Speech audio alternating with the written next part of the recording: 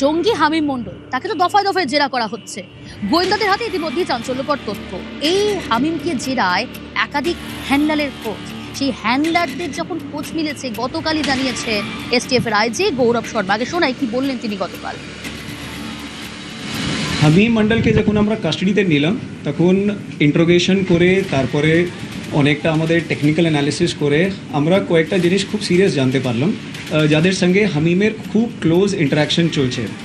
সেই হ্যান্ডেলের নাম আছে রানা, একটা ছিল উজায়ের, একটা ছিল আবি জট 333 হামাদ। এইরকম কয়েকটা হ্যান্ডেল সঙ্গে ওর 2-3 মাস আগে ইন্টারাকশন স্টার্ট হয়ে ইনস্টাগ্রামে ফলো করতে আরম্ভ করে তারপরে ওর কমিউনিকেশন প্যাটার্ন ডেভেলপ করতে করতে হোয়াটসঅ্যাপ, কিছুটা ইনক্রিপ্টেড চ্যাট পোর্টালস আরও আছে, যেমন টেলিগ্রাম আছে, ইভেন সেশন, और আমরা দেখলাম এলিমেন্ট এক্স, এইরকম অনেকটা ইনক্রিপ্টেড চ্যাট পোর্টালস উপরে এদের নিজেদের মধ্যে কমিউনিকেশন স্টার্ট হয়।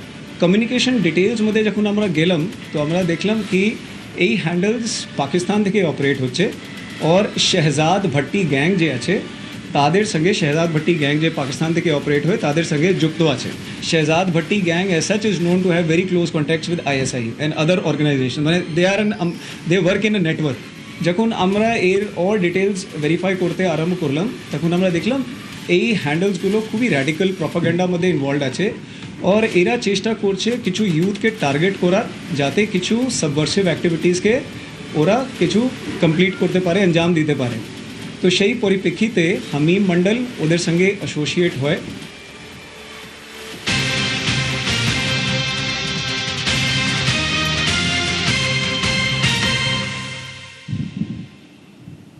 তার মানে গোয়েন্দাদের নজরে শাহজাদ ভাট্টি। কে এই শাহজাদ ভাট্টি? কিভাবে কাজ চালাতো এই জঙ্গি কার্যকলাপ জানবো।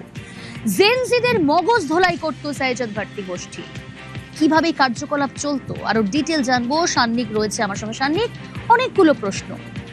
এসটিএফ এর আইজি গৌরব শর্মা স্পষ্টতই জানালেন সংবাদ মাধ্যমের সামনে সাংবাদিক সম্মেলন করে যে এই হামিমকে জেরায় একাধিক হ্যান্ডলারের খোঁজ, তার মধ্যে শাহজাদ ভাট্টি, যে গোষ্ঠীর সঙ্গে নিয়মিত যোগাযোগ ছিল জঙ্গি যুগলের। কে শাহজাদ ভাট্টি, কিভাবে কাজকর্ম চালাতো?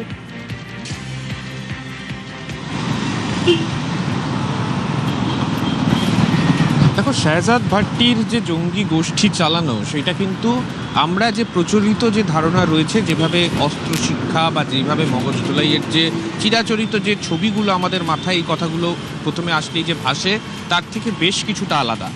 এই শাহজাদ ভাট্টি সে মূলত, তার যদি পরিচয়টা বলি, তার পাকিস্তানে জন্ম, পাকিস্তানে বেড়ে ওঠা। 2013 সালে তার বিরুদ্ধে একাধিক মামলা পাকিস্তান পুলিশের কাছে আসে এবং তারপরে 2015 সালে সে পাকিস্তান ছেড়ে চলে যায় ইউনাইটেড আরব এমিরেটসে, এবং সেখানে সে চলে যাওয়ার পরে 2018 থেকে একেবারে সে টিকটকে একজন জনপ্রিয় ইনফ্লুয়েন্সার হয়ে আত্মপ্রকাশ করে। জনপ্রিয় ইনফ্লুয়েন্সার হিসেবে এবং পাশাপাশি সে তার পরিচয় দিত সে একজন ব্যবসায়ী। সেই জনপ্রিয় টিকটকার, তার এখন যদি আমি এখনকার কথা বলি, তার ফলোয়ার সংখ্যা হচ্ছে প্রায় 3.5 মিলিয়ন। এই শাহজাদ ভাট্টি, তার যে কন্টেন্ট, সে মূলত ভারত বিদ্বেষী কন্টেন্ট, ভারত পাকিস্তানের সম্পর্ক নিয়ে একাধিক অ্যানালিটিক্যাল ভিডিও বানানো, এই রকম ধরনের কন্টেন্ট সে বানাতো। এবং এক্ষেত্রে যারা তাদেরকে এই সোশ্যাল মিডিয়ায় কানেক্ট করতো, বা বিভিন্ন ক্ষেত্রে তারা নিজেরাও অনেককে স্কাউট করতো, যারা এই ধরনের সোশ্যাল মিডিয়া বিভিন্ন বিদ্বেষ তারা সরকারের বিরুদ্ধে ছড়ায়, তাদেরকে এরা আলাদাভাবে লোকেট করে তারা তাদের মগজ ধোলাই করতো। এবং সেই মগজ ধোলাইয়ের ক্ষেত্রে কোনো কোনো ক্ষেত্রে বড় রকমের আর্থিক প্রলোভনও তাদের জন্য কাজ করত।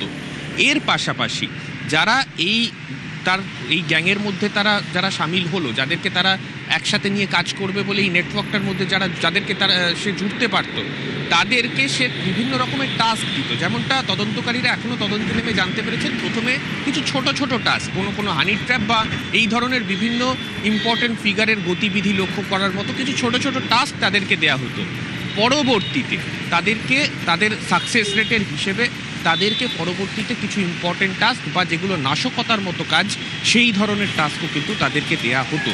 হামিম মণ্ডলের ক্ষেত্রে তদন্তে নেমে পুলিশ এইরকমই বেশ কিছু টাস্কের কিন্তু হদিশ পেয়েছে, এবং অর্থাৎ অনেকগুলো বিষয় কিন্তু ইতিমধ্যে উঠে আসছে এবং গোয়েন্দাদের হাতে যা সত্যি চাঞ্চল্যকর তথ্য, পাক যোগ রয়েছে জঙ্গি কার্যকলাপে এখানে এই হ্যান্ডলার শেহজাদ ভাট্টি, যে গোষ্ঠীর সঙ্গে নিয়মিত যোগাযোগ ছিল জঙ্গি যুগল হামিম মণ্ডল এবং অর্পিতা সরকারের, অবশ্যই নজর থাকবে।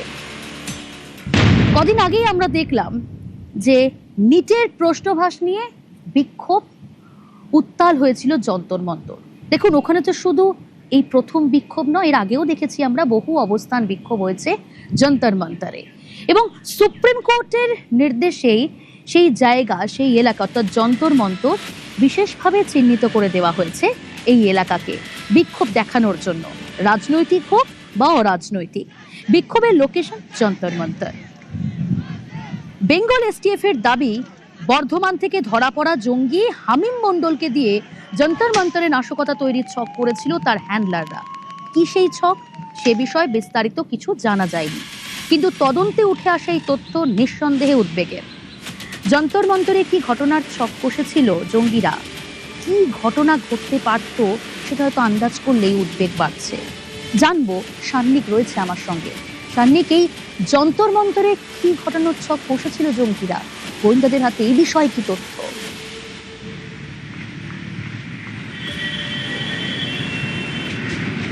দেখো, তোমাকে একটু আগে যেটা বলছিলাম যে ছোট টাস্ক বড় টাস্কের বিষয়টা বলছিলাম, হানি ট্র্যাপের মতো ছোট টাস্কও যেমন ছিল, পাশাপাশি যন্তর মন্তরের যেটার কথা তুমি বলছো সেরকম বড় টাস্কেরও কিন্তু হদিশ তদন্তকারীরা পেয়েছেন। তবে এক্ষেত্রে এই গোটা যে আন্দোলন, সেই আন্দোলন যেহেতু থেমে গিয়েছিল, তাই সেই ঘটনা ঘটানোর মতো সুযোগ কিন্তু এক্ষেত্রে জঙ্গিরা পায়নি। যেমনটা এখনো পর্যন্ত তদন্তকারীরা জানতে পেরেছেন তদন্তে নেমে, যে মূলত তাদেরকে যে অ্যাপে তাদেরকে নির্দেশ দেওয়া হতো, সেই অ্যাপে তাদেরকে বেশ কিছু পুলিশের পোশাক জোগাড় করার নির্দেশ দেওয়া হয়েছিল, যেটা তারা যন্তর মন্তরের ওখানে গিয়ে তাদেরকে তাদের যে অ্যাক্টিভিটি, তাদের যে পরবর্তী নির্দেশ, সেগুলো পালনের বিষয় সেক্ষেত্রে ছিল। কিন্তু সেক্ষেত্রে যন্তর মন্তরে গেলে কী ধরনের অ্যাক্টিভিটি, কী ধরনের পরিকল্পনা তাদের ছিল, এবং পুলিশের পোশাক পরে যন্তর মন্তরে গিয়ে যে কোনো রকমের নাশকতা ঘটানোর অর্থ এই ছাত্র আন্দোলনকে আরও একটা অন্য মাত্রায় পৌঁছে দেওয়া, সেইটা কিন্তু এই জঙ্গি গোষ্ঠী খুব ভালোভাবে জানতো, এবং সেই চক্রান্ত, সেই ষড়যন্ত্র থেকেই কিন্তু মূলত এই পরিকল্পনা ছকা হচ্ছিল বলেই তদন্তকারীরা মনে করছেন। সেক্ষেত্রে নাশকতা, কী ধরনের নাশকতা, বিস্ফোরণ নাকি অন্য কিছু, সেই বিষয়টাও কিন্তু তারা জানার চেষ্টা করছেন। প্রিয়াঙ্কা, অর্থাৎ সানিকালে এক্ষেত্রে এটাও তো যে ছক যে ছিল ওদের, সেই ছক বানচাল হয়েছে যন্তর মন্তরের শেষ মুহূর্তে যখন অবস্থান উঠে যায়।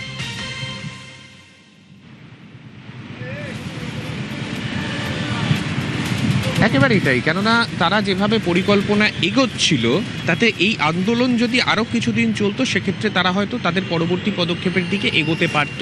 কিন্তু যেহেতু এই আন্দোলনই বন্ধ হয়ে যায়, যেহেতু শিক্ষামন্ত্রী রিজাইন করে দেওয়ার পরে এই ছাত্র আন্দোলন তারা স্থগিত করে দেওয়ার তারা সিদ্ধান্ত নেন, এবং তারা আস্তে আস্তে যন্তর মন্তর থেকে উঠে যান, সেই কারণে এই যে পরিকল্পনা বাস্তবায়নের জন্য যে সময়ের প্রয়োজন ছিল, সেই সময় কিন্তু এক্ষেত্রে আন্দোলনকারীদের মাঝে গিয়ে ঘটানোর মতো সময় এক্ষেত্রে এই জঙ্গিরা পায়নি, এবং সেই কারণেই এই ছক বানচাল হয়েছে বলে মনে করছেন তদন্তকারীরা। বেশ, ধন্যবাদ। দিল্লিতে যে আমাদের যে যন্তর মন্তরে যে রিসেন্টলি স্টুডেন্ট প্রোটেস্ট হলো, সেখানে দে ওয়ার আস্কিং হিম কি ও পুলিশ ইউনিফর্ম কোনো মতো অ্যারেঞ্জ করে ওখানে গিয়ে একটা কোনো নাশকতার একটা প্ল্যানিং ছিল, কোনো একটা ডিস্টারবেন্স ক্রিয়েট করার প্ল্যানিং ছিল।